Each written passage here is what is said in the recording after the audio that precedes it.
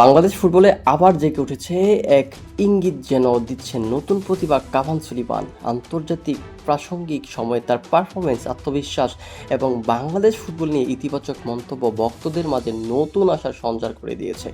দীর্ঘদিন ধরে আন্তর্জাতিক অঙ্গনে পিছিয়ে থাকা বাংলাদেশ ফুটবল এখন নতুন করে ঘুরে দাঁড়ানোর স্বপ্ন দেখছে, আর সেই স্বপ্নের অন্যতম প্রতীক হয়ে উঠেছেন কাভান।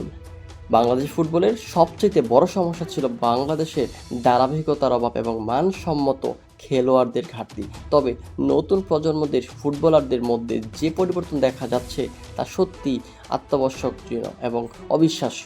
কাভান সুলিমান সেই পরিবর্তনের জন্য একটি উজ্জ্বল উদাহরণ। তার গতি, তার কন্ট্রোল এবং আক্রমণ ভাগে কার্যকর উপস্থিত দলকে নতুন মাত্রা যোগ করে দিবে।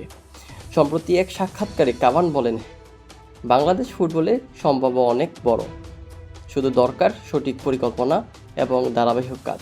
তার মতে, যদি তরুণদের সঠিকভাবে গড়ে তোলা যায় এবং আন্তর্জাতিক মানের কোচিং নিশ্চিত করা যায়, তাহলে খুব দ্রুতই বাংলাদেশ এশিয়া শক্তিশালী দলগুলোর মধ্যে প্রতিদ্বন্দ্বিতা করতে পারবে।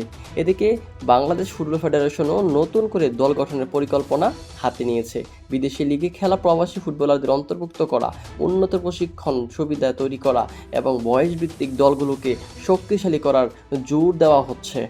এই পরিবর্তনগুলো বাস্তবায়ন হলে কাভান সুলিমানের মতো খেলোয়াড়দের জন্য আরও বড় বড় মঞ্চ তৈরি হবে। ফুটবল প্রেমীদের মাঝেও নতুন করে উন্মাদনা দেখা যাচ্ছে।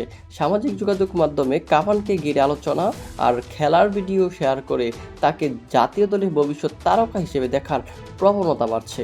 এটি প্রমাণ করছে যে বাংলাদেশের মানুষ আবার প্রতিযোগিতায় ফুটবলের প্রতি যে আগ্রহী হয়ে উঠছে।